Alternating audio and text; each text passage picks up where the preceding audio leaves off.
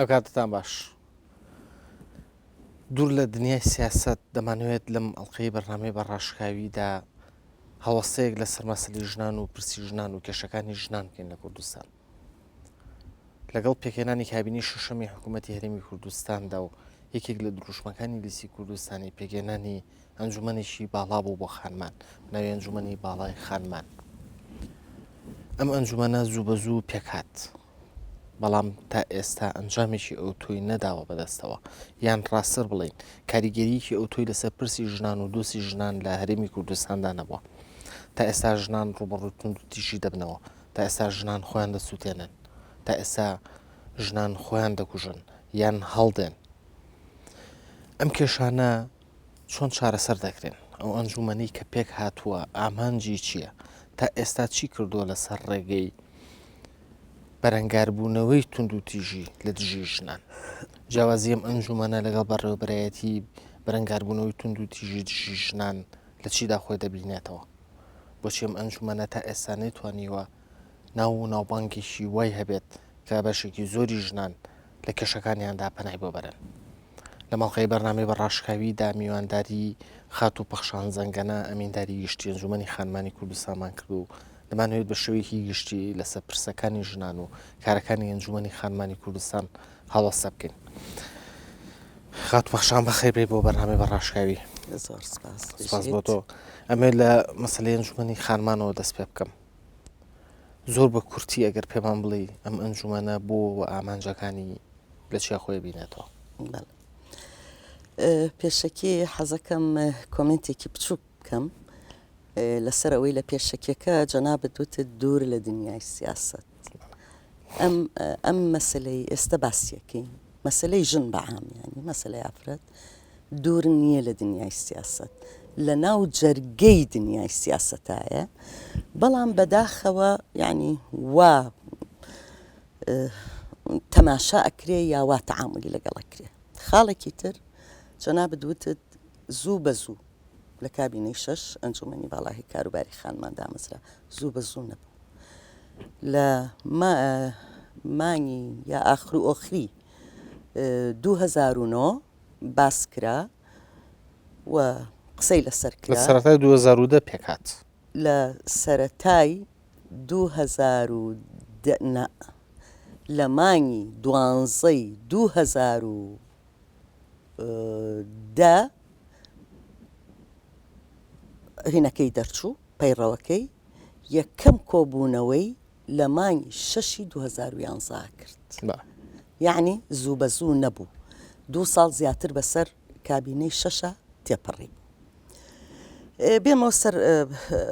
پرسەکەی پرسیاری تەڵان زۆر کۆمنت هەڵەگرێ بەڵام هەر لە سیاقی قسەکانە باسی لەکەین لە هەموو دنیا یعنی تەماشاکە یا ڕەنگە بڵێم زۆربەی وڵاتان با بە مطلقی نەیڵێم بۆ مەسەلەی ژن مەسەلەی ئافرەت دامەزراوەیەکی حکومی بەرپرس هەیە بۆ لەبەرەوەی دەوڵەت بەعام یعنی بە هەموو پێکاتەکانیەوە پێکاتە فەرمیەکانی بەرپرسە لە دابینکردنی ژیانێکی ینی خۆشگوزەرانی بە کەرامەت بۆ هەموو تاکەکانی ینی ئەو ناو ئەو وڵاتە یا هەموو هاوڵاتیانی ئەو وڵاتە بە ژن و پیاوەوە بە گەنج و پیرەوە بە بناڵەوە ینی بە هەموو هەر تاکێک کە وڵاتی ئەو وڵاتە بێ و هەندێک جار حتا ئەوانەی کە لە وڵاتەکە ئاژین کە ژیانێکی ئاسوودە بەختەوەر بە کەرامەت بۆ ئەو خەڵکە دابین بکرێن مەسەلەی ژن مەسەلەیە کە هەموو مشتەمە کۆمەلگاکانی دنیا معاناتێکیان هەیەتیایە کێشەیەک هەیە لە ناو کۆمەلگای مرۆڤایەتیە کە کێشەی نابەرابەری مافەکانی ژن و پیاوە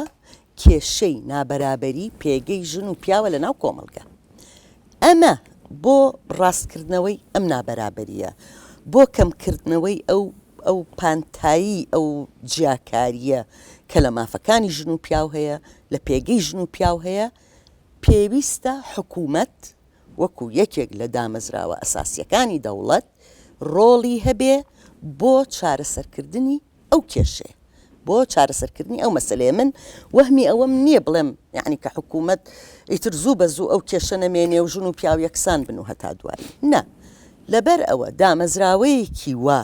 بوونی دامەزراوەیەکی وا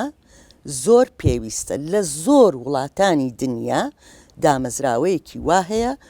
بەشێکە لە ئەنجومەنی وەزیران یان ئەوە تا وەزارەتە یان ئەوە تا ئەنجومەنە و تەرکیب ینی پێکهاتەی ئەو ئەنجومەنە لە وڵاتێکە بۆ وڵاتێکی کە فەرقی هەیە بۆ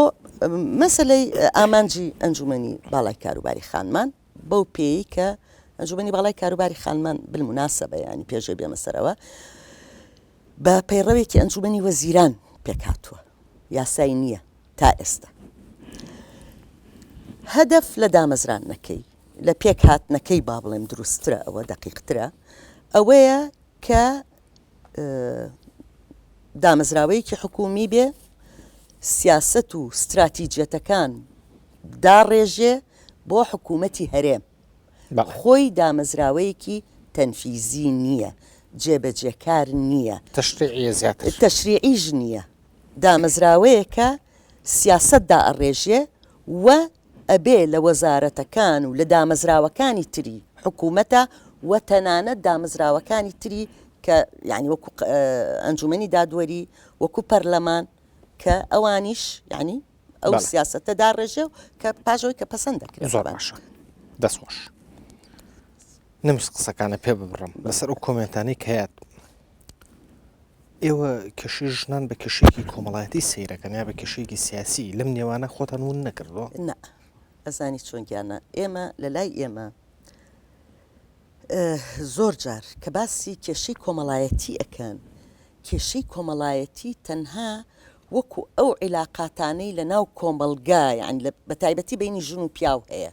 لە ناو عائیلا بەڵام مەسەلە کۆمەڵایەتیەکان زۆر لەوە گەورەترن کە ئێمە باسی سیاسە دەکەین باسی دیموکراتیە دەکەین ئەڵێن دیموکراتێتی سیاسی دیموکراتێتی سیاسی مۆزانی ئازادی بیر و ڕاو حزب و إلى آخره بەڵام لە پاڵیا دیموکراتێتێکی کۆمەڵایەتیمان هەیە چۆن دەرفەت بۆ چین و توێژەکانی کۆمەلگا فراهەم بکرێ تاوەکو ڕۆڵی خۆیان لە ناو ئەو کۆمەلگایە بە ئاڕاستی بەرەو پێشچوونی کۆمەلگا لە چوارچێوەی پلانێکی پەرەسەندن یا تەنمیەی پێشکەوتو ڕۆڵی خۆیان ببینن بۆ نمونە مەسەلەی عەرز و فەلاح و یعنی جوتیار و مەسەلەی مافەکانی مافە پیشەیەکانی چین و تۆژەکانی کەی کۆمەلگا و مەسەلەی ژن مەسەلەی لاوان و إلى آخره مەسەلەی ژن خۆی کێشەیەکە یعنی تۆ ناڵی مەسەلا کێشەی لاوان کێشەی قوتابیان ئەڵێ کێشەی ژن چونکە ئەو نابەرابەریەی کە لە بینی ژن و پیاوە هەیە کێشەیەکی کۆمەڵایەتی گەورەی دروستکرەوە کە ئەڵێم کۆمەڵایەتی بەو مەعنا کۆمەڵایەتێکە بەشێکە لە سیاست مەسەلەی ژن باشە بەڵام وابزانم هەردووکمان متفقین لەسەرەوەی کە لە بنەڕە تا کێشەیەکی کۆمەڵایەتی سیاسی نییە بە سیاسی کراوە يعني تێناگەمە بەستە یعنی لە سیاست چێسە جەنابەت وتت لە بەرنامەی لیستی کوردستانی باسی ئەوەی کردووە کە طبعا من ئەوەم هین نییە ینی لە بەرچاو نییە کە باسی ئەنجومەنی کردبێ باسی مەسلەی ژن ئەکا کە چۆن پەرە بدرێ بە مەسلەی ژن و إلى آخره لە هینی کابینەی هەرپێکهێنانی ئەنجومەنی باڵای کاروباری خانمان یەکێک لە دروشمەکان بوو کە بەدیانێ ئەنجا کە ئەڵێم مەسلەیەکە سەرەکی ئەحزاب لە بەرنامەیە کە ئەچێتە هەڵبژاردن مەسلەی ژن یەکێکە لە خاڵە ئەساسیەکانی بەرنامەکەی وایەنە مەسەلەی ژن یعنی ئەگەر بێت و ئەم وەزعی کە ئێستا جەنابەت باسیەکەی وەزعی تون و تیژی بەرامبەر بە ژن خۆکوشتنی ژن إلى آخره ئەمە بمانەوێ نەمانەوێ کاریگەری کە ئەکاتە سەر کۆمەلگا لە کاریگەریە کات سەر هەموو ئاستەکانی کۆمەلگا کاریگەریە کات سەر سیاست داڕێژ چۆن بە چ ئاڕاستەیەک سیاسەتی داڕێژێ سیاست هەر ئەوە نییە هەڵبژاردن و پەیوەندیەکان و هەتا دوایی بەو معنایە ئەڵێم نابێ دەریکەین لە مەسەلەی سیاسی یعنی سیاست ڕاست و دروست نابێ دیموقراتیەت تەواو نابێ، سیستمی مەدەنی تەواو نییە ئەگەر ئەمەی کە باسی ئەەکەی لە کۆمەلگا ئەم وەزع هەبێ بەرامبەر بە توێژێکی کۆمەلگا کە لە ڕووی ژمارەوە نیوەی زیاتری کۆمەلگا ڕەنگە یا ئەگەر هیچ نەبێ بەرامبەرە لە ڕووی ژمارەوە لەگەڵ بەشەکەی تری کۆمەلگا. بەڵام سیرەکەی لە ڕووی دەوری لە ڕووی ئەوەی کە بۆی ئەکرێ لە کۆمەلگا بەرپرسیارەتی کۆمەلگا بە دامەزراوە فەرمی و نافەرمیەکانیەوە وەکو کەمینەیەک وایە. یعنی بۆچی ئێستا لەسەر ئاستی نێودەوڵەتی لەسەر سیاسەتە نێودەوڵەتیەکان کە باسی مەسلەی ژن ئەەکەن وەکو چۆن ڕێوشێن دائەنەی بۆ مەسلەی ئەقەلیات کەمایەتیەکان ئەبێ ئاوە ڕێوشێنی تایبەتی دائەنەی بۆ مەسلەی ژن. ینی زۆر باشە. خات و پەخشان لەوتەی ئەنجومەنی باڵای کاروباری خانمان دامەزراوە وەکو خۆ دوودت ئێوە سیاست بۆ حکومەت داڕژن چۆن مامەڵە بکە چیتان خسۆتە بەردەستی حکومەت لە پێشنیار لە توێژینەوە لە هەر شتێک بێت؟ بەڕاستی زۆر پێم خۆشە ئەو پرسیارە و زۆر جار ینی لەبەرەوەی ئەنجومەنی باڵای کاروباری خانمان دەستگایەکی تەنفیزی نییە، ئەمە دوو دەستگایەکی دامەزراوەیەکی زۆر تازەیە وەکو تەجروبەش خەڵکی یعنی هەمومان طموحمان دائیمەن زۆر سەقفی طموحمان بەرزە حەقی خۆشمانە و ئەمانەوێ شتەکان زۆر بە زووری ینی بەرهەمەکەی ببینین لەوەشە حەقی خۆمانە. ئەم ئەنجومەنە ینی کە ئێمە باسی ێستا بۆت بازەکەم ینی ناڵم زۆرم پێخۆشە تا خەڵکیش بیستێ ئەوەی کە کراوە تا ئێستا کە لە هەندێ مەحفەلی نێودەوڵەتی باسی ئەەکەین ڕەنگە بە ینی هینەوە سەیریەکەن چۆن لە ماوەی ساڵێکە توانرا ئەم شتانە بکرێن. ئەوەی کە کراوە باس لە مەسلەی بە دووداچوونی یا جێبەجێکردنی یاساکان ئەوە ینی بەردەوام بە دووداچوون ئەکرێ بۆ جێبەجێکردنی ئەو یاسانەی کە تایبەتن بە یا کاریگەریان هەیە لەسەر بارودۆخی ژن و مافی ژن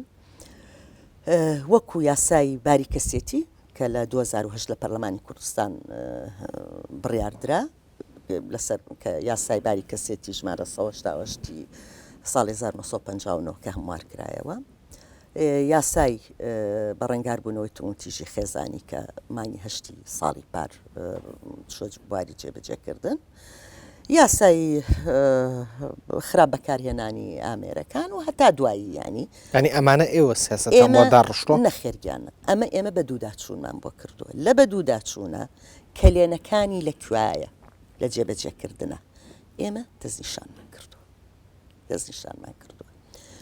دوو لەو شتانەی کە جەنابەت باسی تونوتیژیت کرد، یاسای بەڕێنگاربوونەوەی تونوتیژی لە پەرلەمانی کوردستان دەرچوو لە مانگی هەشت کەوتە بواری جێبەجێکردن، لە مانگی شەش دەرچوو لە پەرلەمانی کوردستان. ئەنجومەنی باڵای کاروباری خانمان یەکەم کۆبوونەوەی 15 بوو. بڕیاردرا لەو کۆبوونەوەیە کە سەرۆکی ئەنجومەنی باڵای کاروباری خانمان کە سەرۆکی حکوومەت خۆیەتی یعنی کارێ بکرێ لەگەڵ سەرۆکایەتی پەرلەمان کە بە زووی بکەوێتە بواری گفتوگۆوە ئەو پرۆژەیە کە وەختە پرۆژە بوو و خۆشبەختانە پاش هەفتەیەکەوە بکەوتە بواری گفتوگۆ. بۆ جێبەجێکردنی ئەو یاسایە ئەنجومەنی باڵای کاروباری خانمان لەگەڵ کۆمەڵێک ڕێکخراوی نێودەوڵەتی کە ئەتوانن پسپۆر بێنن شارەزا بێنن قسەکرا بۆ ئەوەی چۆن بتوانین لە مەحاکمە لەگەڵ قازیەکان کە بە تایبەتی لە پێشە ئەوانەی پەیوەستن بە جێبەجێکردنی ئەو یاسایەوە نەوعە دەوراتێک چی پێ ئەڵەی سمینار بکرێ بۆ بە تایبەتی بۆ قازیەکان و دەست پێکرایانی. لەوانە گرنگتر ئەنجومەنی باڵای کاروباری خانمان بە هاوکاری ئاژانسی UNFPA سندوقی سوکانی ڕێکخراوی گرتوەکان استراتیجێتی بەڕەنگاربوونەوەی تونوتیژی دژی ئافرەت داڕشت. لە 25 ساڵی پارە سەرۆکی حکوومەت لە کردنەوەی 16 ڕۆژی بەڕەنگاربوونەوەی تونوتیژی وەکو پرۆژە ئیعلانی کرد لە مانگی یەکا دووە تقریبەن تەواو بوو طبعاً بە بەشداری ژمارەیەکی زۆر لە ڕێکخراوەکانی کۆمەلگای مەدەنی لە نوێنەری دام و دەستگا حکومیەکان پاش ئەوەش بۆ ماوەی لە مانگی پێشوە 10 ڕۆژ خرایە سەر وێبسایتی حکوومەتی هەرێمی کوردستان بۆی ئاخر بۆ چوونەکان بوترێ لەسەری ئێستا ئەو پرۆژەیە چاوەڕوانی ئەوەیە بڕیار بدرێ کاتێک کە بڕیاردرا اینجا ئێمە ئێستا کەشتا بڕیاری ژنێراوە بەڵام تەوەقعەکەین بڕیار بدرێ یعنی لەلایەن لە یەکەم ئەنجومەنی باڵای کاروباری خانمان تا بزانی لە 24 یانزەی ساڵی پارەوە کۆبوونەوەی نەکردووە لە 24 یانزەی 2011 بۆچی نەتان کردووە ئەم پرۆژەی بەڕێنگاربوونەوەی تومتیژی بەرامبەر بە ژنان یا بەرامبەر بە ئافرەتان لەسەر بنەمای نەک توێژوونەوە بەڵام لەسەر بنەمای زانیاری ئەوەی کە لە بەردەستا بووە لەسەر ئەو بنەمایەدا ڕێژراوە و بەرپرسیارەتی هەموو لایەنێکی دیاری کردووە بۆ بەڕێنگاربوونەوەی ئەو تومتیژیە لە ئێستەوە ئێمە لەگەڵ هەر ڕێکخراوی سندوقی سوکان UNFPA ئومەمی متحیدە ڕێکەوتنمان هەیە لە مانگی 7 هەتا مانگی 9 لە مانگی 9 دەست پێ ئەکرێ کۆمەڵێ خوبەرا هی خۆمان بە هاوکاری خوبەرای نێودەوڵەتی کار ئەکەن بۆ ئەوەی لەگەڵ وەزارەت و دامەزراوە جیاجیاکانە چۆن پلاندانێن بۆ جێبەجێکردنی ئەو استراتیجەتە ئەمە کە باسمان کردووە لە شوێنان بڕوا بکە زۆر بە یعنی چۆن لە ماوەی ساڵێکە ئەمە کراوە زۆر باشە ئەجا باسی کۆبوونەوە بۆ دواکەوت بەڵێ ئێمە ئەزانی ئەنجومەنی باڵای کاروباری خانمان سەرۆکەکەی سەرۆکی حکوومەتە 6 وەزیری حکوومەتی هەرێمی تایە و 8 ئەندامی چالاک لە ڕێکخراوەکانی کۆمەلگای مەدەنی بەپێی ئەو پەیڕەوەی کە دەرچووە لە مانگی 11 کۆبوونەوە کرا مەفروض بوو 2 مانگ جارێکیانی کۆبوونەوە ئەکرێ 2 مانگ 2 مانگ و نیو ینی ئەزانی مەفروض بوو لە مانگی 1 کۆبوونەوە بکرێ و ینی خۆشمان حازر کرد نەکرا نەبوو لە مانگی 2 هەر چاوەڕوانی کۆبوونەوە بووین نەبوو ئەزانی کە لەگەڵ گۆڕینی حکوومەت و ئەو سیاسەتە ئەڵێم کە باز ئەکرێ ئیتر سەرقاڵی سیاسی منەی خەمە بینی دووکەوانەوە چونکە ئەمە بە دەرنیە لەوە ئیترەوە بۆ حکوومەت گۆڕا کە حکوومەت گۆڕا ئێستا چاوەڕوانی ئەوەین ئەم هەفتەیە کە لە سبەینەوە دەست پێ ئەکا یان ئەویتر کۆبوونەوە بکرێ کۆمەڵێ شت کە هەیە یەکێک لەوانە ئەو پرۆژەی بەڕێنگاربوونەوەی تومتیژیە بەرامبەر بە ئافرەت ئقرار بکرێ و دەست بکرێ بە دانانی پلان لە دامەزراوە ئەوانی کە پەیوەندیدا زۆر باشە ئەو استراتیژی کە باسی یەکەی تا چەند قەنەعەتە وایە کە تومتیژی دژ بە ئافرەتان لە کوردستانە کەمەکاتەوە ئەزانی کاکە ڕێبوار ئێمە تومتیژی دەرهاویشتەی واقعەکە دەرهاویشتەی تومتیژی بەرامبەر بە ئافرەت دەرهاویشتەی کێشەیەکە ئەوەی کە باسیەکەم کێشەی نابەرابەری لە نێوان ژن و پیاوە تومتیژی بە عام ناڵێن تومتیژی بە عام هەیە لە ناو کۆمەلگا ینی ژن و پیا و ئیلا هەتا دوایی بەڵام ئەو تومتیژی بەرامبەر بە ژن ئەکرێ لەسەر بنەمای ئەوەی کە ئافرەتە کەمینەیە ئەوە دەرهاویشتەی ئەو جیاکاریەیە کە لە نێوان مافی ژن و پیاوە هەیە دەرهاویشتەی ئەو پێگەیەیە کە ژن لە ناو کۆمەلگا هەیەی کە ئەو پێگەی کە ژن هەیەی و ئەو جیاکاریەی کە هەیە بۆتە بەشێک لە بنیەتی کللتوریمان ئەمە بە 52 ڕۆژ چارەسەر ناکرێت کاریگەری ئەبێ بە چ معنایە کاریگەری ئەبێ کە ڕێوشێن دائەنرێ لە هەموو وەزارەتەکان وەزارەتی پەروەردە وەزارەتی سەحاوە زۆربەی وەزارەتەکانە ئێستا من کە حەزەکەم ینی بینەرانی بەڕێزیشەوە بزانن من خۆم لە سلەیمانی بووم ڕۆژی پێنجشەممە جومعە کە جەناب بۆ ئەم بەرنامەیە پێوتم ئەگینا هیچ نەبێ ئەو ناوانم یعنی سەلمێشکا بەڵێ ئەمە کاریگەری ئەبێ بەڵام نابێت تەسەور بکەین بە ساڵێک و 2-3 ئیتر تۆ و تیژی بنە بڕێکرێ نە بەڵام ئەبێ کار بکەین کاری جددی بکەین بۆ ئەوەی لەبەرەوە ئەم تۆ و تیژیە کەم بێتەوە هەتا ئەگاتە ئەوەی نەمێنێ من هەموو جارێک کاکە ڕێبوار لە باسی مەسلەی ژن و مەسلەی یەکسانی وەدیهێنان یەکسانی لە مافەکانی ژن و پیا و پێگەی بەرامبەر و دەرفەتی یەکسان و هەتا دوایی بۆ ژن و پیا و ڕەنگە لە میدیا شاوت بێتم ئەڵێم ئەمە وەکو ئەوە تەشبیهەکەم بیر بە دەرزی هەڵکەنی نەفەسی درێژی ئەوێ بە تەنگە نەفەسی ئەم ئیشە زۆر زەحمەتە زۆر باشە پاشان خان ئەتوانی پێم بڵێ پاشان زەنگەنە بە چ سیفەتێک کرا بە ئەمینداری گشتی ئەنجومەنی کاروباری خانمان چۆن ینی نازانم لەسەر چ بنەمایەک جەنابە هەڵبژێرایی بۆ ئەو پۆستە وەڵڵاهی من پێم نەوترا لەسەر چ بنەمایەک تەکلیف کرام بەڵێ و منیش ئەرکەکەم گرتە ئەستەوە ئەبە ئەتوانی لەوانی کە ینی لە حکوومەتەوە تەکلیف کراوم لەسەر چ بنەمایەک من ناتوانم ئێستا من پێ بێ بەوان لەوانە بپرسی کەواتە ئەندامانی ئەنجومەنەکە لەسەر چ بنەمایەک دەستنیشان کراون ئەوەیان جوابتەمەوە ئەندامانی ئەنجومەن بە حقیقەت هەمووتان ئاگاتان لێبوو لە 25 یانزەی 2010 کە سەرۆکی حکوومەت هەمیسان لەکردنەوەی 16 ڕۆژی بەڕێنگاربوونەوەی توموتیژی ئیعلانی کرد وتیەوە ئەنجومەنێک بڕیارمان نایانی پێک بێ و فڵانمان تەکلیف کردووە بۆ ئەو ینی ئەنجومەنەکە و داوامان لێ کردووە بکەوێتە پەیوەندیکردن ئەگەر لە بیرتان بێ وتارەکە ئەکید ماوەڵاتان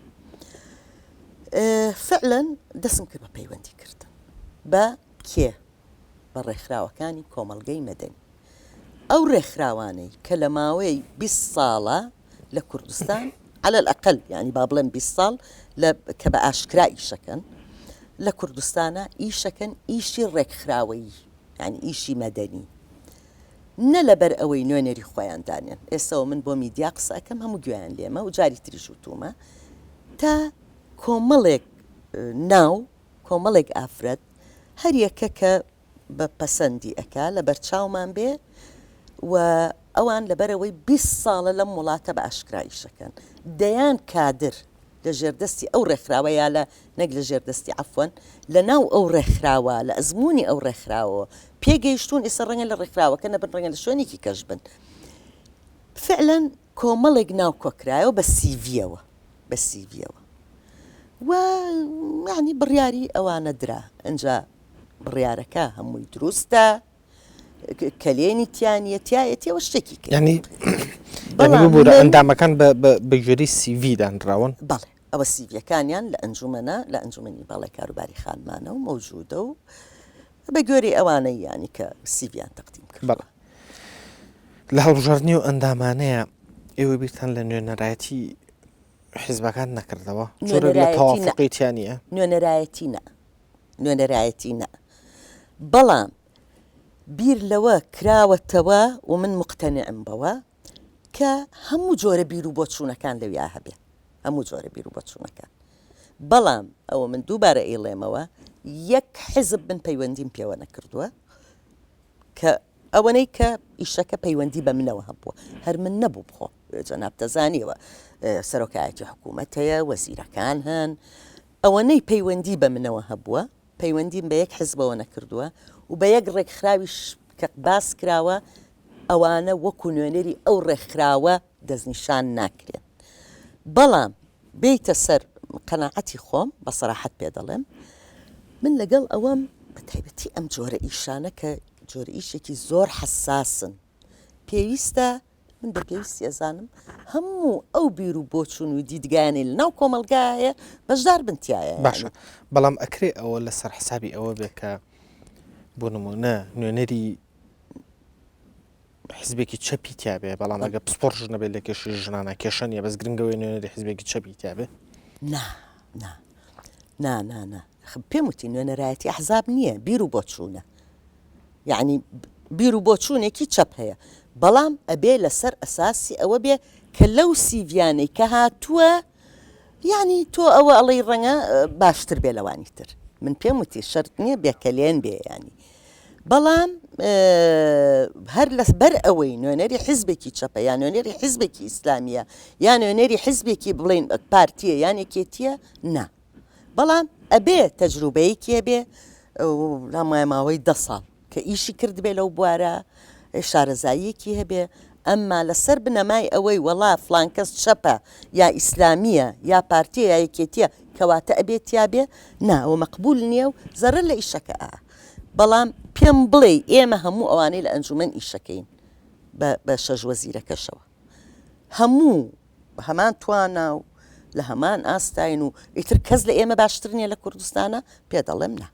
خەڵکێکی بە توانای هەیە و بەڵامی ترەوە وایە لە ناو ڕێکخراوەکانی ژنانە لە ناو ڕێکخراوەکانە لە دەرەوەی ڕێکخراوەکان لە ناو حیزبەکانە لە دەرەوەی حیزبەکان نە لە کوردستان کەفاءاتی باش هەیە بەڕاستی کەفاءاتی ژن هی باش هەیە ئێستا ئێمە لە سەروبەندی ئامادەکردنی پرۆژەی یاسای ئەنجومەنە بۆ ئەنجومەن تاوەکو ببێ بە دامەزراوەی کە خۆی یاسای خۆی هەبێ ئێستا بە حەقیقەت کلێنێکی زۆر گەورە هەیە لە حکوومەتی هەرێمە کە لە ناو ئەنجومەنی وەزیرانە موئەسسەسەیەک نییە تایبەت بێ بۆ پرسە بە پرسی ئافرەت یعنی ئەوە تەوقع مەکرد ئەو پرسیارە بکەیت ئەوەی ئێوە سەر بە ئەنجومەنی وەزیران نییە سەر بە ئەنجومەنی وەزیرانە ئێوەش تایبەت نین بە پرسی ژن آخر ئەیکەواتە هەیە خزمەتێکم. موئەسسەسەیەک لە ناو ئەنجومەنی وەزیران ئێمە بڕیارەکانی ئەنجومەنی وەزیران وەکو ئێوە لە میدیاوە ئەبیستین بەڵام کاتێک کە خۆی ئەنجومەنی باڵای کاروباری خانمان وجودی هەبێ لە ئەنجومەنی وەزیرانە ئەمە وەکو چۆن وەزیری زراعەیە وەزیری پەروەردەیە وەزیری فلانە ئەمەش ئەنجومەنی باڵای کاروباری خانمانە ئەو وەختە ئەتوانێ کاریگەری هەبێ حتا لەسەر یعنی بۆ بە دووداچوون بۆ بڕیارەکانی دامەزراوەکانی تری حکوومەتی هەرێم زۆر باشە ئێمە ببوورە پشوێکی کورد وەرەگرین دوای پشۆکە ئەگەڕێنەوە چکە ئەو ئەنجومەنی باڵای کاروباری خانمان لە هەرێمی کوردستان سەر بە ئەنجومەنی وەزیرانە و ئەبێ ئێوە ئاگادار بن ئێمە لە ئێوە بپرسین کە بڕیارەکانتان چێ دوای پشوە ئەگەڕێنەوە سەرەوە بەڕێزان پاشم پشوە کردە بەردەوام بین لەگەڵتان